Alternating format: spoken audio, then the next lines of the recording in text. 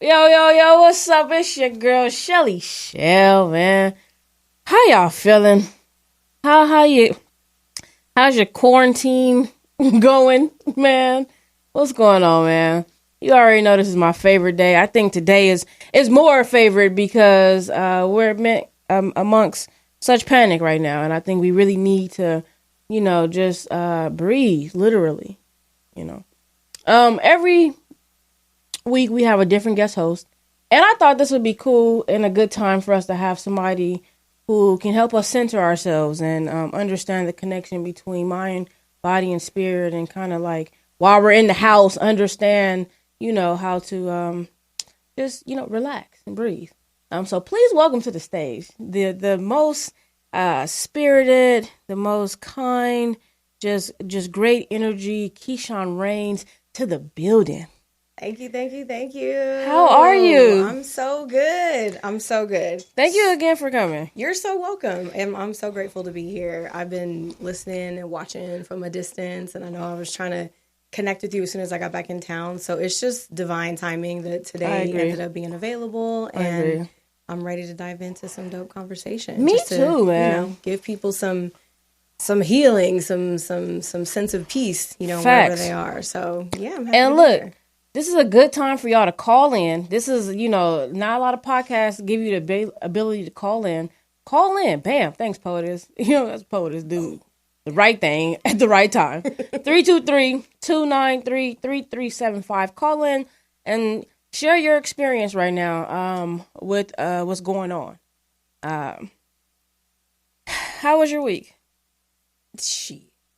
It was a very interesting week. Right. It started off one way and took 6 or 7 different turns and ended up where we are today. Yeah. Literally down to the hour. Things still changing. Yeah. But overall, it's an eventful week, but I was actually really excited because it gave me an opportunity to kind of dig into my practice in a different way and find new ways to connect with people. But definitely a bit of a shock, the Rona sinking in. The Rona. I love the virtual meetups that I'm seeing a lot of. I haven't been able to tap into any of them, but I like that. I love how people are going live, and it's still this is what the beauty of social media is. If we were ever quarantined for some reason, we could still connect with each other. So I appreciate having those outlets and those platforms for us to still, know that other people are out there. Exactly. Especially because a lot of times social media gets a really bad rap for just kind of being a place, for gossip and negativity and et cetera. But as we've learned in the last, 6 or 7 days, Instagram, Facebook, things like that is the only way that a lot of people are able to connect. Yeah. Not only with friends and family, but also to be able to conduct their business. Yeah. So for people like me, who I don't have the ability right now to legally go into a public space in a studio and teach a class or, facilitate a meditation. So all I have is virtual platforms right now. So I'm grateful for its existence, and I hope that people learn how to use it in a more positive way after the Rona. And I love Black. This is why I love Black people. We will give anything a nickname. You know what I'm saying? We got this deadly virus. It's a pandemic, and we done nicknamed it the Rona. Like, we don't even respect it like that. It's the Rona. It's the Rona. It's the Rona. I love it. But no, you brought up an interesting point about our Black creatives, our people who have Black-owned businesses who are really feeling the brunt of this. Speaking of that, I want to give a shout out to Dorky Nerd. You know what I'm saying? Shout out to Dorky Nerd for the crew neck. It's dope. Visit their website, dorkynerd.com, especially now. Help find a brand that you appreciate because there's money coming. Apparently, this is my favorite part of the news lately is when they start talking about money. When they was like $1,000 per person and all of this. Yeah, run me my money. Run me, I'll take that. Yeah, you could just cash app it to me today. Actually, that'd be fine. You could just cash app it. Like also, unemployment benefits. Call and find out if you qualify for unemployment benefits. What I found out today was that Uber and Lyft drivers are not qualified. No. That's because they're independent contractors. How? Like, that is shady. Yeah, I see. They're getting the cars from Uber. How am I independent? I couldn't even drive if it wasn't for you. This is true. This is true. That's bogus. Yeah, I agree. A lot of folks who are in that, like, gig economy are really struggling right now, because not only are they not eligible for unemployment, but because people are going outside less, they're getting less rides, they're getting less passengers, they're getting less money, less tips, less income. So it's just a domino effect. So it's affecting a lot of people. I know it's affecting big businesses right now, but I think that the small business owners and creatives are feeling it a little bit more. Yeah. Because the way that we earn has a lot to do with FaceTime, being in front of people and being able to connect in that way. So now, we got a phone call. Okay. Okay. POTUS doing. Look, this is since the I time saw the headphones of there. Last Talk Radio. POTUS does not have faith in my phone calls. I need y'all to start blowing up the phone. Blow up the phone. She don't even put the headphones out for both people because she do not believe that we're gonna get phone calls. We know that you're at home. You can't go nowhere. You might as well call and talk to us. This 3 years later, and POTUS still barely put the headphones out. Ooh. That's cool, POTUS. I see you. Caller, welcome to Let's Talk Radio. How you feeling? I am feeling wonderful. How are you doing? I'm great. Chelley. Hey, who's on the line? This is Ara. Hey, Ara. Hey, Ara. Hey. How are you? I'm amazing right now. How are you feeling? I'm feeling great. I'm feeling inspired. I'm feeling visible, and I'm so excited to hear you say that. Honestly, I think that this is one of the most important times in our Black culture. I'd like to also bring some facts to you as well to share with your listeners. Yeah. It's been since 1992 since the Constitution was revised. Now is a time where we need to really be pushing Congress to protect women's rights. There's a code. Hello? Hello? You were saying something real important. Hello? Women's rights? Hello? Women's rights? We need to protect women's rights. Hello? Okay. She's like, I'm going to go protect them right now. We lost her. But she did bring up thank you, Ara, for calling in. You did bring up a good point about a shift in our political perspective. Absolutely. What I'm seeing right now is that you can come and make a change nationally in a split second. Absolutely. And we're not doing that with other things that are diseasing our country. I agree. Ara's back up. She called back. Hello. Hey, Ara, you were saying women's rights? Yeah. Yes. So, under the Welfare and Institutions Code, Section 15610 is something that protects elders, protects their mental status, protects their well-being, their state of mind. That's something that, I've been calling Congress myself to push forth right now because of this being such a sensitive time. Everybody's, conditioned to, be in a state of fear and be in a state of suffering. But for so many generations, we've already been experiencing that. Right. So a lot of people who are feeling liberated right now, that's literally, you're part of a miracle that's happening. You're part of a gift. You're, meant to use your voice at this time because there's so many people who have not experienced any kind of suffering or any abuse or trauma growing up. So, or, they're not used to, knowing how to liberate themselves in the moment. So this is a time where a lot of leaders, speakers, healers, activists, artists are really on the rise. Yeah. And, we need to find the courage to, come out and use our voices. I'm so glad that you're up and running right now, that you're using this opportunity to operate because through any kind of chaos, opportunity is thriving. Yeah. Opportunity is literally, there are people right now trying to figure out new marketing schemes to promote us. This is the generation, this is the year 2020 where I personally feel like it's important to value the human mind. Yeah. It's nothing is more valuable than that, that, the human mind. And if we can start to shift our minds to think about more, the value of the mind, the intrinsic values, we'll stop even considering the vessel, the body, the shape, what this is, how much you got. We're seeing, actually, there's a video I posted on my Instagram. I'm Color of the Universe. If anybody wants to follow me and what I'm doing, support me in building an etiquette school. But I think it's important that everybody kind of just put out there as much positivity, as much good. Have faith. Faith is a muscle. It's something you have to build, and where everybody's, seeing their favorite celebrities, panicking and things like that. This is also the shift where you see who's the real artist, Who's the artist that's actually thriving through this time, and who's just out to collect a check and money? Right. Well, thank you so much, Ara, for sharing that. Yes. You are so amazing, and I truly appreciate you and your vibe. So thank you so much for sharing that and for calling. That's amazing. Yes, absolutely. I'm so excited to see that you are operating. These of are course. Like businesses I support. I'm so excited. Of course. Thank you so much. Much love to you. Have a good one. Absolutely. You too. Bye. Bye. No, definitely. I mean, there's so much to touch on with this. That's right. You know, like what, as per your knowledge, what is the coronavirus? What do you know about it? What I know about it is what I've learned on the television and on the interwebs. All I know about it is I'm not a medical professional. I'm going to say that up front. I know that it's a respiratory virus that seems to attack the immune system through the respiratory system, and it appears to operate a lot like a flu-like type virus, flu-like symptoms and things like that. I've read that it's targeting people of a certain age group, people, 55 and over, 65 and over. And apparently it seems to be spreading like wildfire. Right. Or more people are just getting tested and finding out that they had it all along. Right. It actually isn't spreading at all. But, that part.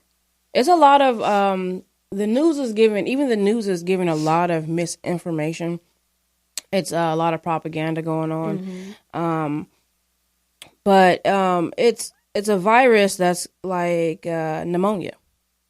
And it's a viral pneumonia. And it does attack the lungs and the respiratory system. Interesting enough, pneumonia, you can have walking pneumonia just like you can have walking COVID-19 and not know. And pneumonia kills 50,000 people a year. What's not alarming to me are these corona numbers. I mean, I'm waiting, not waiting, but globally, a poll just put this up, according to CNN today, globally, that means in the whole world. The whole world. Globally. All the people. There are 207,860 cases with 8,652 deaths. In the U.S., it's about 10,000 plus cases with 163 deaths. These are not alarming numbers. No. I'm not saying that you should not be safe. And the self-quarantine is just precaution. I don't think there's anything wrong with precaution. What I don't like is the fear and the lack of facts that are given to the people that can say, hey, we do have a coronavirus, okay? You're not going to die. Relax. This is what it is. It's a viral pneumonia. Pneumonia's been out already. We've already been dealing with viruses. Focus on your immune system. This is things that they're not even telling you, to focus on your immune system. You know what I'm saying? While you're being quarantined, while you're at the grocery store, let me tell you what to buy. Instead of buying toilet paper, you can't fight corona with toilet paper. I'm sorry. It's not going to work. You cannot eat toilet paper. I mean, you could. But you're not you could, satisfied but with toilet paper it's not good for you. No, I completely agree. I think that if anything positive is coming out of all this focus on this dis-ease and this virus is that hopefully it's giving people an opportunity to reevaluate exactly how they're living. Because like you said, when people go to the grocery store, if you went into the grocery store in the last 7 days, depending on where you live, I live in Long Beach, and so our stores were somewhat bare. But what I noticed was still there was all the produce. All the produce. Greens was on sale for 99 cents. I was like, this is the cure. What is this? Hello. I ran into the grocery store. I'm like, let me get an apple or something. I'm like, it's all here. It's all here. all the green. Whole Foods had greens for $1. A bushel. Whole Foods, like the most expensive grocery store on the planet Earth, had greens for $1. I was like, I'll take all of these greens, thank you, and I'll take all of those. But like you said, what's happening is that people are going into and they're purchasing out of panic. They're not necessarily purchasing with purpose. And so I think what's happening also is that people are realizing that the way that they normally eat, live, how active they are, is going to make a difference, because right now they're feeling restricted. Oh, I can't go outside. I don't even think I almost disagree with that, because what they're buying is not things. You're quarantining yourself. You're thinking you're about to quarantine yourself. All the Twinkies is gone. Seriously, all the bread is gone, all the bullshit is gone. So you about to quarantine yourself and give yourself mucus, which is gonna feed a virus. Exactly. All the processed food, all the canned food. Yeah. So people get a chance, if you do decide to plug into the internet, if you do decide to follow someone like me and listen to some of the conversations that we're having. Yeah. I did a live on Monday when I went to the grocery store, and I literally did a grocery store tour. Like, this is what you do when you come to the store. When you go into the grocery store, you shop the perimeter. Yeah. Because the perimeter of the store is where all the fresh food is. Right. Once you go down the aisle, everything is processed. Everything that's in a package has been processed. So if you're thinking about shopping for a quarantine, you could still go buy fresh produce every 6 or 7 days once you're done cooking it. You don't have to buy a whole bunch of canned that's just going to go bad on the shelf. And then it's like, I'm back to the numbers. I'm sorry, because these numbers are just, I'm looking for the numbers, and they're like, yeah, we have globally 10 people. But listen, 10 people have died of this virus. But it's because they're giving you information for your fear. Correct. And for your panic. Yes. Not for your cure or for your sanity. They're not even trying to, this is what the problem is. I was looking up other things that are affecting us, because it really fucked me up when the way they are reacting to this, the proactiveness in it. Let's get all the homeless people off the streets. You could do that. So you all this time that was available. All this time you could have did that. You had a place for them to live. All this time you had a place shelter. To get the homeless off the street. All this time, Corona been here all day. All this time been around. Okay, yeah. You could act when here's an alarming number: cancer. They're estimating 1.8 million new cases of cancer this year. Wow. That's an alarming number to me. Hell yeah, that's an alarming number. Why aren't they taking the sugar off the shelves? Hey. Because then people might get healthy. And then they might live too long. And then they got to make a virus to get rid of people. Please keep in mind, this is an election season as well. Right. Remember Zika?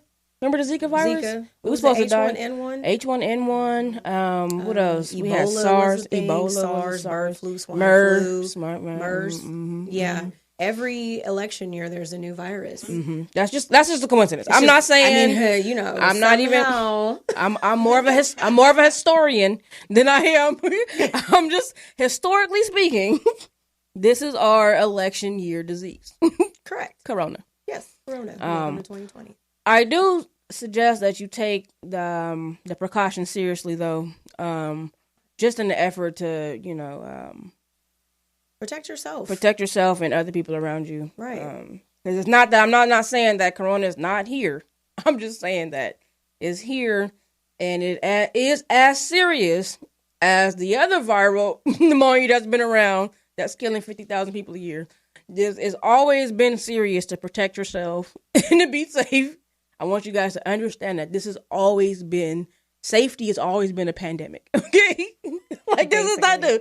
We've been had coronavirus. Our education system has coronavirus. Our communities have coronavirus. Our politics have coronavirus. Yep. We've been diseased. And now I see that they can move and make change and help people right away. And that's a problem. Correct. That is a problem. Absolutely. That's a problem. That's the first time I've seen that happen in my lifetime. Oh, let's help the people. Oh, they need us. Oh, that's right. We do have billions of dollars. Trillions. Over here, trillions of dollars available to support people. Check this out. I'm going to give y'all 1,000 a piece. Oh, you're going to give all 40 million people in California. Mm-hmm. You're going to give 40 million people $1,000? That's just this state. To everybody. Just one. We had that money? Right. You just been sitting on this the whole time.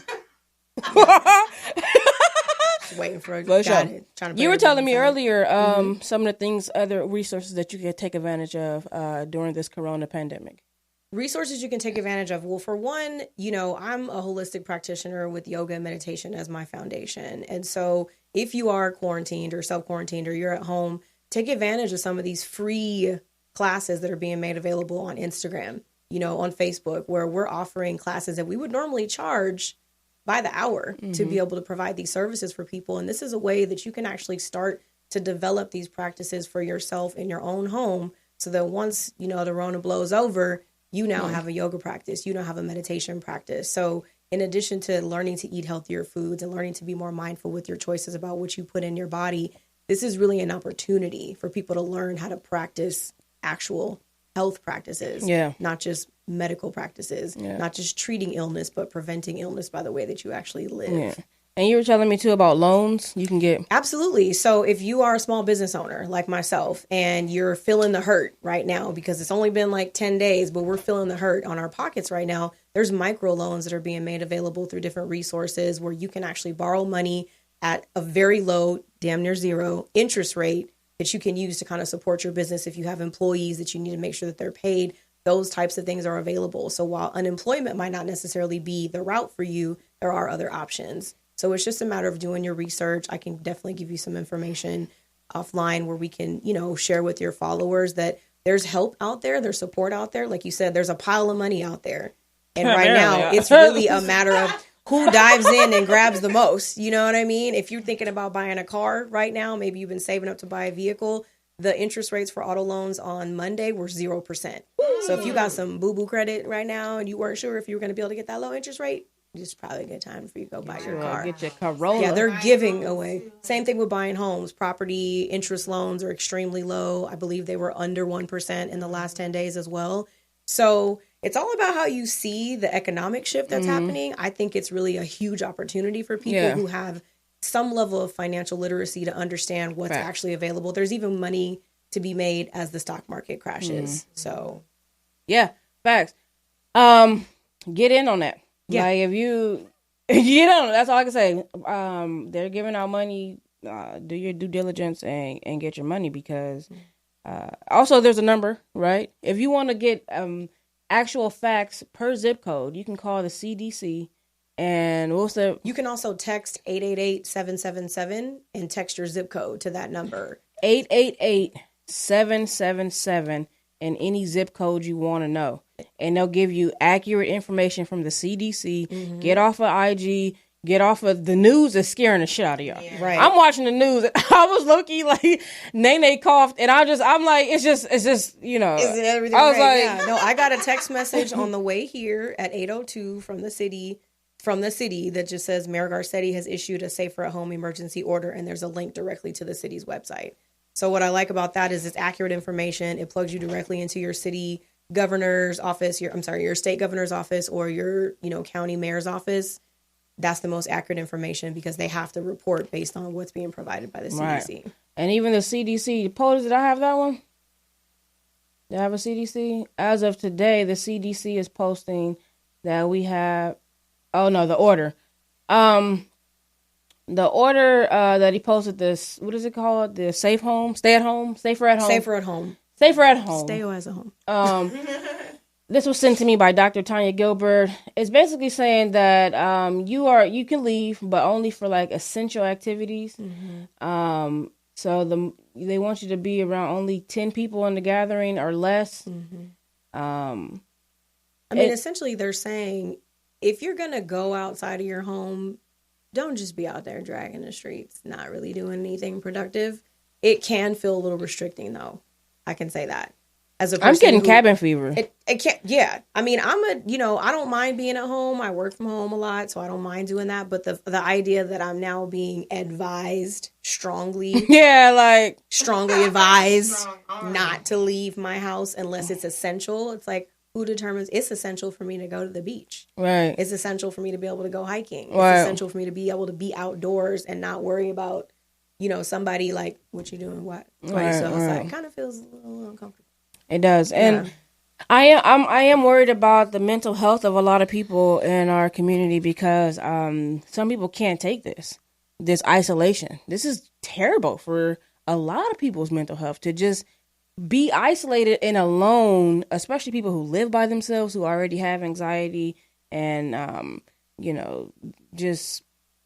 introvertness, and they're trying to come out and now they have to be forced to stay. It's a difference from when you want to stay at home to when they're saying, yeah, you have to, you need to stay. Or you should better stay at home. Right. You should better stay at home. Stay.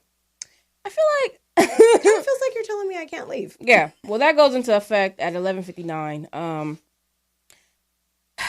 Be safe out there. The human crush, I don't have a picture, but the human crush of the week is going to go to the essential workers because they are working their ass off.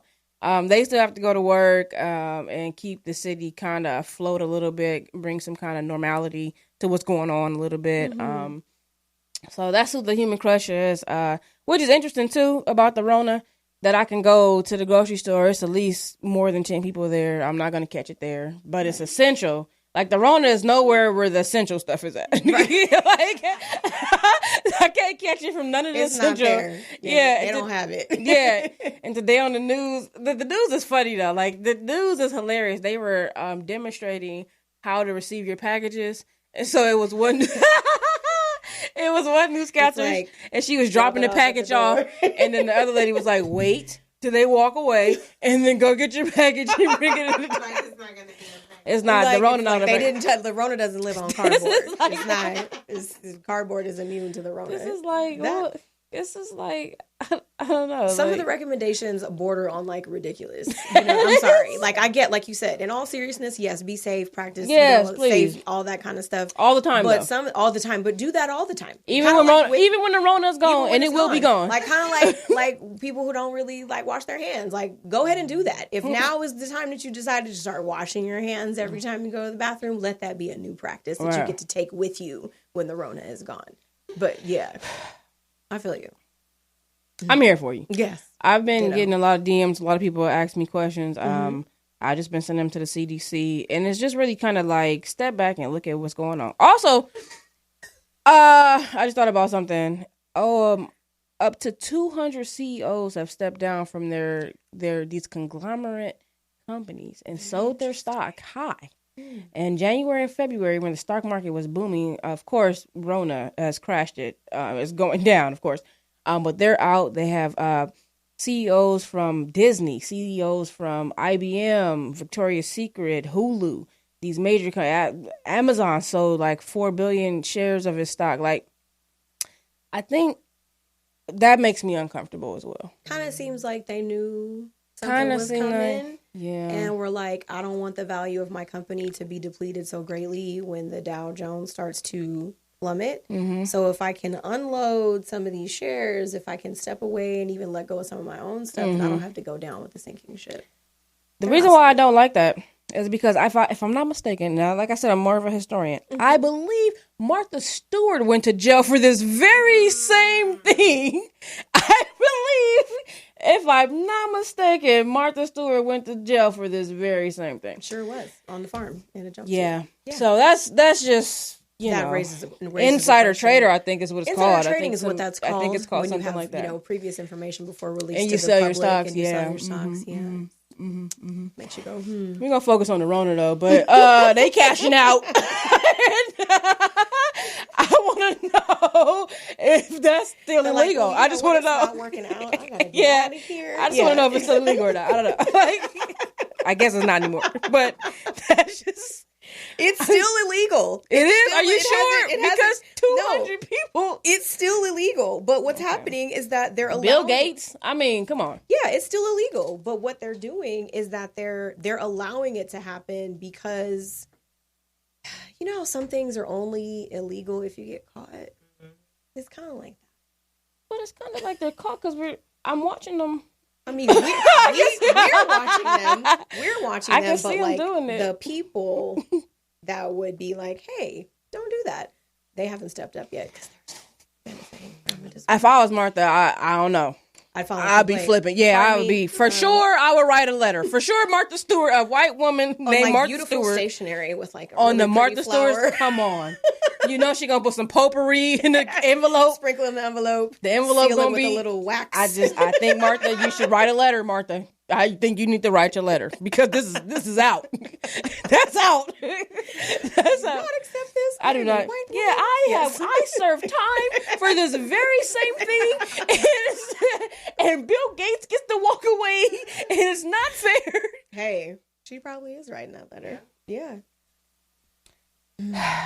Right. Yeah. You see how that feels when you just take a breath? Just breathe, everybody.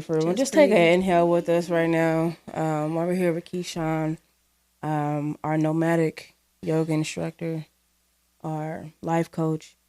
It's so fitting that you come here to calm us down, to just bring some sort of you know? Yeah. To the situation. Some peace. Some peace. We need it.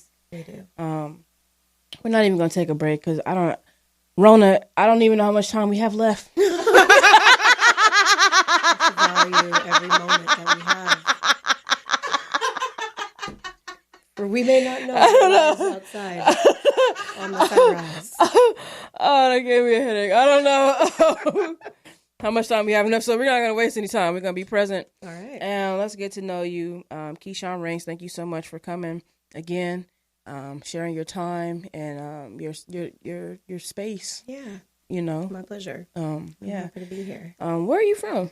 I'm from Southern California by way of Los Angeles, Inglewood, Apple Valley, San Diego. Okay.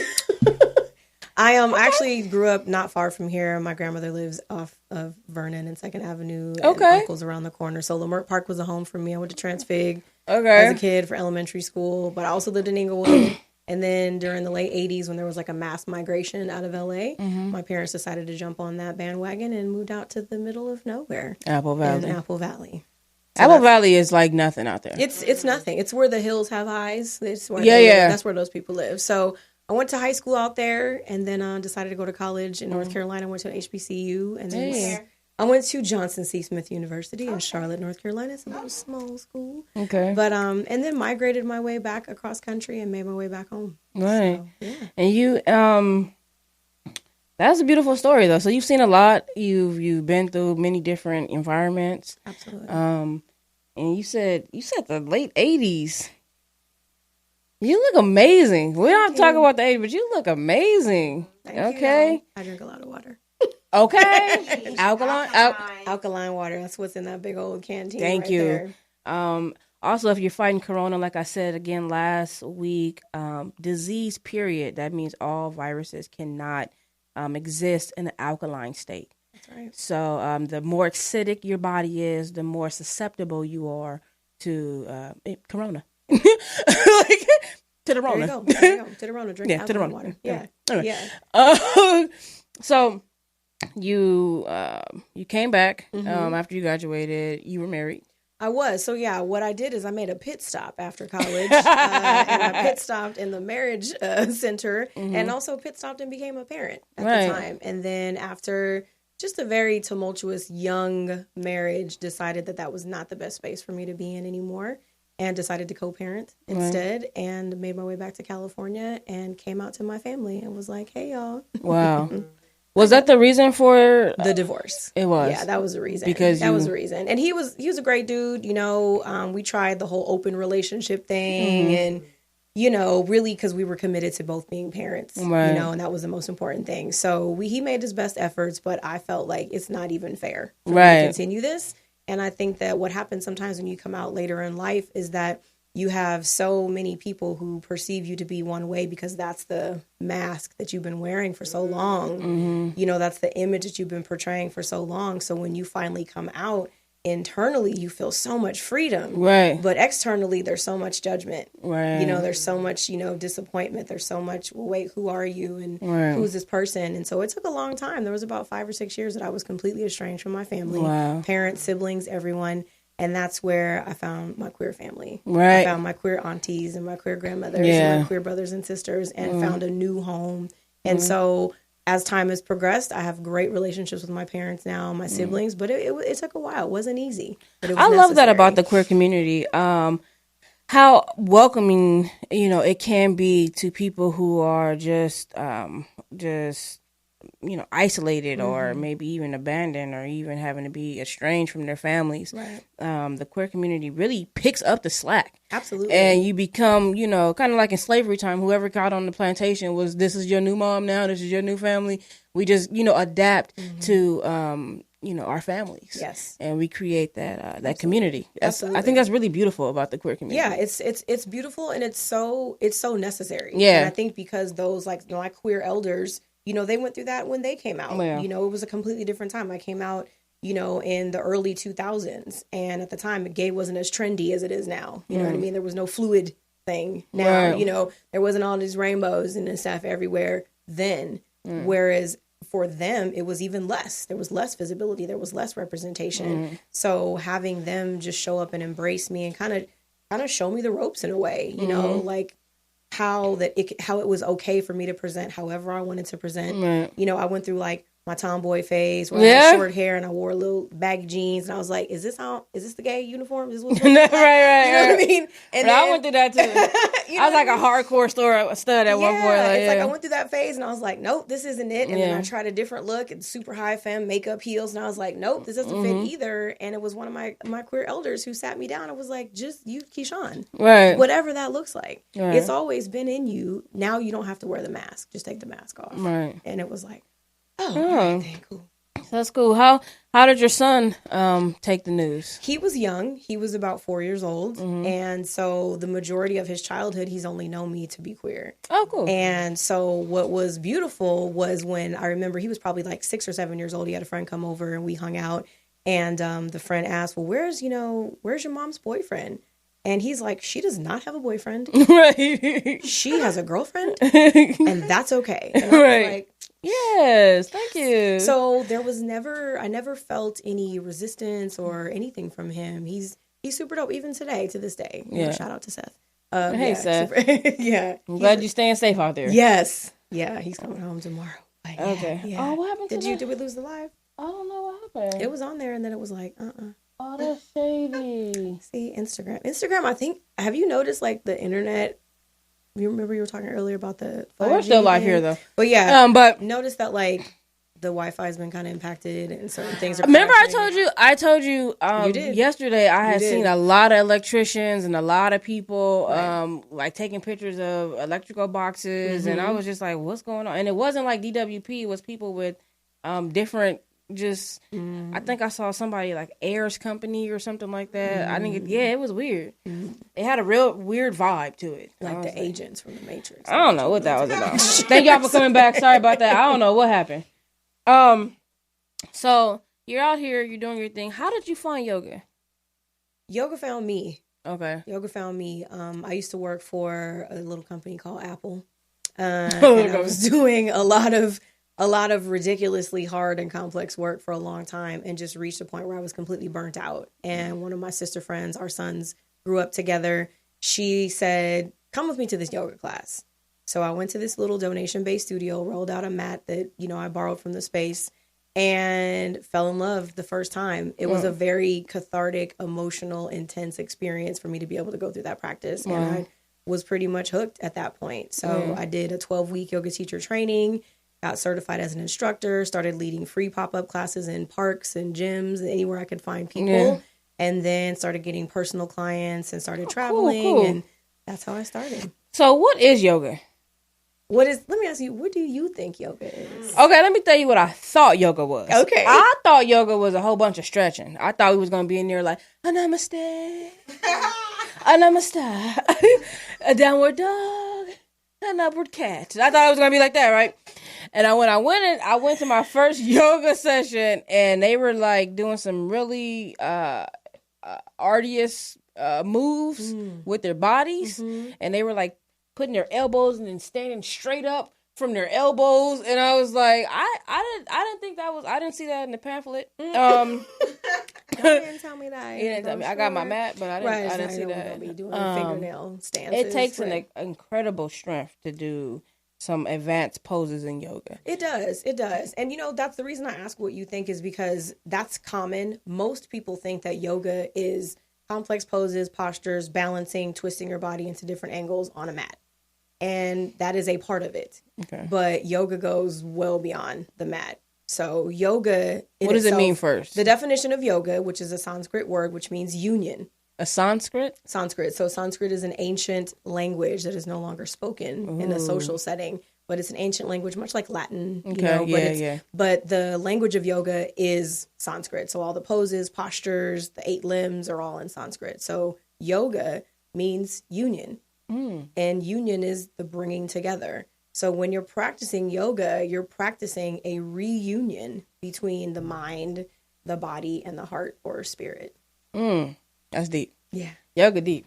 So, okay, you're unionizing it, right? I feel like my body type wasn't yoga ready, but they say all body types are accepted. Explain. Yeah. Yoga is for everybody.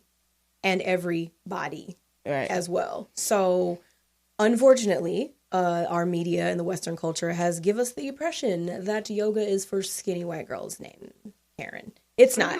It's not. It's not. And they have appropriated yoga in a lot of ways because yoga actually has roots in Africa and Kemet. So these practices go deep into our ancestry as people of color. So it is for everybody. And what you'll learn is that when you walk into a yoga studio, if you walk into a studio like an Ashtanga studio, which is very intense athletic yoga, then you'll see a lot of those, forearm balancing and scorpion poses and people balancing on, their eyelash or something. And it's like, that's ridiculous. That's one style. Typically, people who go to that particular style of yoga are super hyperactive or super athletic, and they need something like that. But then you have other people who are looking for something that's more calming. It's going to bring you more inward, more into your body. So something that I'm really passionate about as a teacher is making sure that I can create modifications and accommodations for people of various body types to be able to practice the physical element of yoga, which is just like that much. And that's the smallest amount. So, okay, we're combining mind, body, and spirit, right? So you're a teacher. How do you teach somebody because I always say that there's never one thing that contributes to any aspect of life. So there's these layers that we talked about. How do you teach people to peel back those layers, and what insight can you offer about layers? The way that I teach people to go inward or peel back their layers starts with meditation. Meditation is a huge part of yoga. It's another one of those limbs that we talked about. Yoga has 8 limbs, like the branches of a tree. And one of the limbs is asana, which is the actual physical practice of yoga. And then another limb is samadhi, which is the meditation stillness element of yoga. And so when a person is wanting to do some inner work and dig deep and start to peel back the layers of who they are, getting quiet, getting silent, getting still is the first step. Because when you get quiet and you get silent and you get still, you start to recognize all different kinds of thoughts and beliefs and feelings and sensations that come up in your body. And once you start to explore that, you start to see that your layers are dense. Some of them are delicate, like we talked about earlier. The layers of a human being are like rice paper. They have to be peeled back with intention, with gentle hands, and not just dig in. Everybody that can't take the tough love approach. That doesn't work for everybody. So I'm a person who has to assess a person that I'm going to work with to figure out which approach is going to work for them, because there's not a one size fits all either.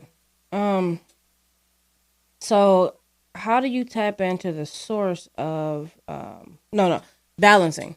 So far we're balancing the physical aspect and the emotional aspect. How are you coaching them to create balance in their life? Helping them to identify what they think their source of stress is, or what they think, well, the reason I can't do yoga or the reason I can't get still is because of that person over there, as opposed to it's because of this person right here.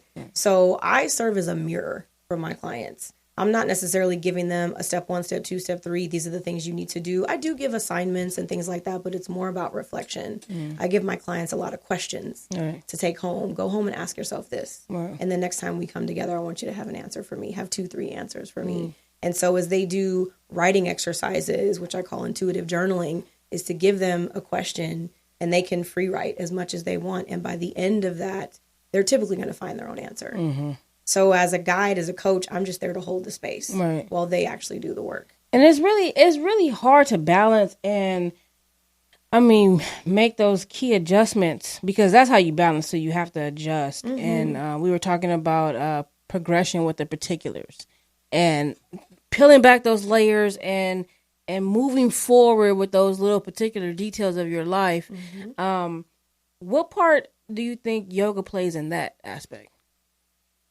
One thing about particulars is that they change and they're meant to change. If you think about the things that you absolutely had to have and were totally into 10 years ago, may not necessarily serve who you are today. Hopefully not. Well, not the things that are trash. You know what I mean? Let those things go. So when you start to identify your particulars, my job is to help you learn how to let them go, how to release them. Because what happens is that we develop a sense of attachment to our habits, our routines, the rules we have for our lives, when a lot of times those habits, routines, and rules expire. like old bread. You know what I mean? So the same way you're not going to pick up a piece of moldy bread and make a sandwich with it, there's certain habits that you've been practicing for a very long time that if you continue practicing them are going to continue to give you the same undesirable result. Right. So in order to create a sense of balance between work and home or work and family or relationship and self, identifying which particulars or which habits that you have been holding on to is all about looking at yourself and saying, why do I still do this? Right. Because a lot of times we pick up habits and belief systems that we inherited from other people that don't even belong to us. Right. And so part of what I do with yoga and meditation is helping people to identify certain things about their lives that they could probably abstain from, avoid, or stop, and other things that they can start to adopt and allow to happen in their lives, and they're going to experience the change that way. No, facts. And I know one of the things that can help with that progression is the narrative that we tell ourselves. I always say, like, how you perceive it to be is how you believe it to be. Whatever you think, whatever you tell yourself is what it is. I remember I was dating this chick and we took her kid to the like his first day of school, and the first thing the teacher said is she read a quote, and the quote said, "Whether you think you can or you can't, you're right." You know, right? And then she was asking kids what they thought that meant. And that's true. That's very true. It's whatever you think you can do, you're going to do it. Absolutely. Whatever you think you can't, you're not going to do it. It is. Yeah, it just is. Exactly. You're the one making all the decisions. But now we talked about the layers. Now these narratives that we have so many layers. You talked about, you named several narratives. Talk about how to peel back those, how to deprogram yourself from the narratives you've been told. Yeah, well, for starters, you have to admit to yourself that you have a story, that there's a story that you've been telling yourself. Because a lot of times we don't even recognize that we're in a story, that we're in a story. Like the Truman Show, have you ever seen that movie with Jim Carrey? He was in a whole story. The whole traffic was fake, everything. Didn't even know, but he had no idea. But at the end of that movie, when he realizes, I'm in a story. I didn't even write this story. I'm not in control of this story. He was like, as soon as he realized that he could change the story, he did. Yeah. And he got out. And he found a way to start to exit that story and to move into a state of freedom. Right. So us in particular, we have our Black story. We have our female story. We have our queer story. We have our American story. We have our money stories. We have our relationship stories. We have our physical health stories. We got all kinds of stories. And what's important, what I like to let people know is that you are the author of your story. You hold the pen. And you can pick it up and you can rewrite your story as often or as little as you like. You're not glued or cemented into your story. Right. And so the narratives that we tell ourselves, a lot of times we're like, I mean, but you know, I've always been this way. It's just the way I am. I can't stand that narrative. I've always been this way. It's just the way I am. And whenever people say that, it's like, my question is like, how's that working out for you? Right. Being that way? Yeah. Are you living a life that you wake up each morning like, I am so happy to be alive? Right. Or do you wake up each day like, shit, I done fucked up. I gotta do another day. Yeah. So that's part of what my intention was. Well, my big intention was writing the book. You know, the book is Because I Said So. Simple ways to rewrite your story. And I had to rewrite. Wait, what's the name? Don't go over that. I'm gonna say it again. I'm gonna say it again. Plug that book. You got a book called what? So the book is called Because I Said So. It's powerful. Because I Said So. Because a lot of times people are waiting for someone to give them permission to rewrite their own story. And I don't need permission. I'm rewriting my story. Why? Because I said so. Why did I end the marriage? Because I said so. Why did I walk away from that job? Because I said so. You know what I mean? Right. Why did I leave that? Why did I, pick up this other? Why did I start practicing yoga even though I had, a history rooted in Christianity? Because I said so. Because this works for me. And a lot of times people are waiting for someone to say, you know what, girl, it's cool. You could go ahead and have that relationship. It's cool. You're the only one who needs to do that. Yeah. And for people to know that no matter what you've done in your past, it does not have to determine who you are today. I have a question for you based on that. How much do you think the fantasy of success plays to dis-ease? Oh, hugely. A lot of people perceive success to be one particular narrative. Back to that narrative. People think, oh, in order to be conceived as successful or perceived as successful, I have to have this much money. I have to have this kind of status. I have to have this kind of home, this kind of car, this kind of, and a lot of it's material. But all of it that I just said is material. But what they don't realize is that some of the most successful people are not boastful. They're not, flamboyant. They're not flashy. Exactly. They're just living their everyday life. They're quiet. The most richest people in the world quietly step down from their office and quietly sell their stocks and quietly will buy these stocks back at pennies on the dollar and quietly make more money behind your back. That's the richest people in the world. Exactly. G's move in silence like lasagna. Yeah. I mean, Lil Wayne said it. And I didn't even get that until much later. Like, oh, the G is silent in lasagna. Oh, my God. Bars. It took me years to get that.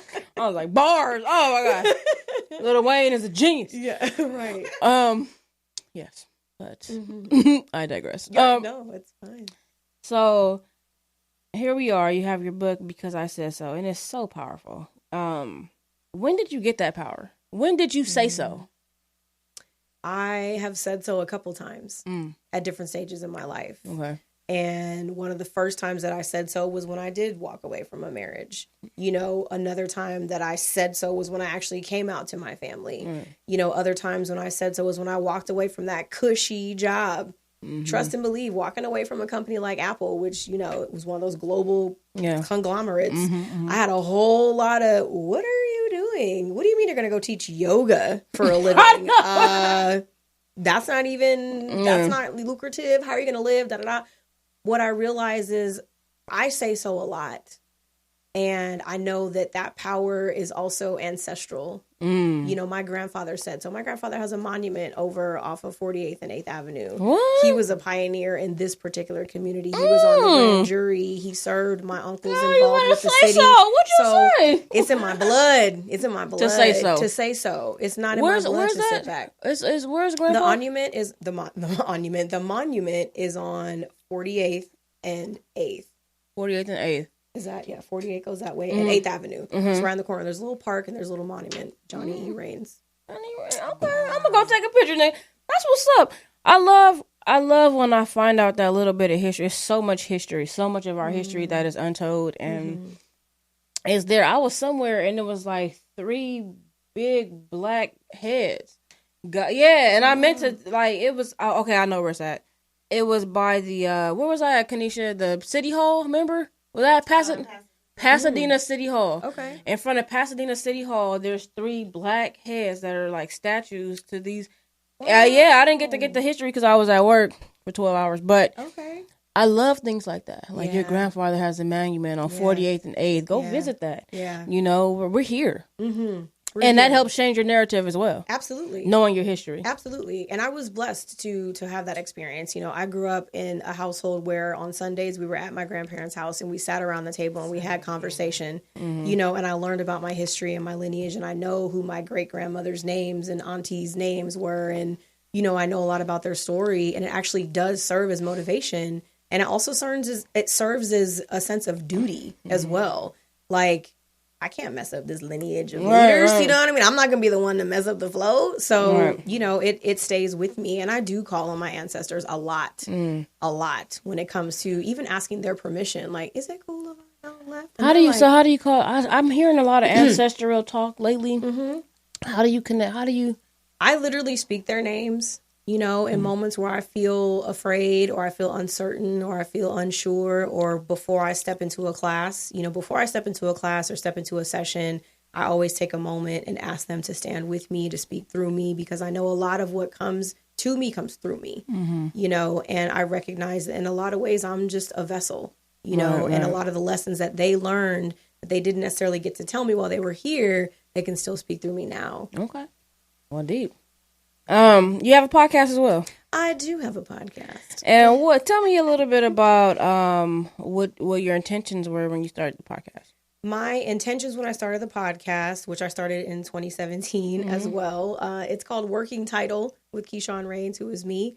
And the reason why I chose that is because I, like many, am a work in progress. And the podcast is also a work in progress, but it's working. And so my intention with it was just to be able to start to share some of the, what I call pass the collection plate, type conversations. Right. Because I'm a person, I love people. I love to talk. I don't like small talk. Right. I like big talk. I like deep talk. I like to talk about real stuff. And I realized that a lot of the conversations I would just have with friends over the phone, I would say, damn, we should record that. Right. Somebody No probably facts. needs to hear that. Yeah. And so I started recording it at a pretty low point, in life, like going through a big transition in the front seat of my car. Right. I pulled out my phone. I found this app that would let me record from anywhere. And I started self-publishing, and now we're going into the 3rd season. All right. How can somebody become a guest on Working Title? Just send me a DM. You can find me on Instagram at working title __ Keyshawn. You can also find me just on Instagram at Keyshawn Rains. Yeah. But everyone that's been on there so far has either been somebody that I know personally, or what I did last year just to kind of step out of my comfort zone was I reached out to a lot of people that I follow on Instagram and asked them to be featured guests, and they said yes. So there's people that have been on my podcast that I've never even seen. Yeah, facts. Yeah. It's a beautiful thing. Yeah. That's what I love about podcasting, the shared stories, just talking to your community and just vibing out with people just to see and get to know people's stories and what's popping. I really enjoyed, everything that you have going on. I love your vibe, your spirit. I feel like, that's what I'm missing in yoga. When I go to yoga, it's usually like I haven't had a spiritual experience in yoga. So I've kind of lost my faith in its ability. I'm just like, and that's very common. And that's why I'm so passionate about bringing yoga, either reintroducing it, like someone like yourself who'd stepped in and was like, and needs another invitation. Yeah. Because practitioners like myself, yoga is not just a physical practice. Yoga is a lifestyle. It's the way that I live. Right. It's where I'm rooted. That's where my answers come from. There's so much that comes with this lifestyle that really does require me to just live in a different way. Yeah. To show up in a different way. Right. And so to be able to come from that space, you can't separate the spiritual element from yoga. You can't. So unfortunately, there are a lot of spaces that are selling yoga. Yeah. They're selling it. And in reality, yoga is meant to be offered as a gift. Yeah. It's meant to be an energetic exchange. That's why I do a lot of work that's donation based. Right. I do work that's just this crystal was a gift from from a student who couldn't pay for her lessons. But it's one of my favorite pieces. Right. And I wear it all the time and it's got such good vibes. But she came to class one day when I first started teaching and just left a little box on the edge of my mat, and the crystal was in there with a note that just said, "Thank you so much for sharing this practice with me." And, I was like, oh, that's why I do it. That's so cute. Yeah. How can somebody take a class with you? You can take, right now. I know. How can they get a cord? Look, Poe just put her scarf on right now. Like, she was like, But what if they want a private class? I do facilitate private virtual sessions anyway. So you can DM me on Instagram at Keyshawn Rains, or you can, send me an email. And the classes are free, donation based. The classes that are virtual are donation based. So you can give what you can. And it's via Cash App, Venmo, PayPal, whatever. Not PayPal because they charge the fees, but Cash App and Venmo are fine. The best way to reach me is through Instagram. And then I have a scheduler, assistant who takes care of the schedule, and they'll plug you in and pick your time and go from there. All right, we're gonna have to do like a dual live of us doing like a session or something. Oh, that would be so dope. Right? I love that. Yeah. That would be dope. Of you just reintroducing it to me and just we're gonna do that for y'all. Yeah. So y'all can see what's going on and get to know Keyshawn just a little bit better, and some of the things that you have to offer to this community. I appreciate you. It's my pleasure. I'm so grateful that it worked out, and I'm happy to be here. And I see the work that you're doing. You come in very high regard from some friends that we have in common. So I was like, guess who I'm going to go see today? So shout out to LaShawn and the homies that we have in common. I see the work you're doing, and I honor the work you're doing. And I'm so grateful that you're continuing to stand firmly in your light and your purpose. Thank you. I wish you prosperity and bliss always. I receive that. Thank you. Thank you so much for coming on the show and shining some light and some love. Thank y'all for tuning in, but y'all really didn't have a choice this week because y'all quarantined. So let's pretend like we're quarantined every week and support your community. Thank you so much. You already know my name is Chelle. We've been with Keyshawn Rains today. Thank you so much again for coming out, and I'll catch you next week, and I love you for real.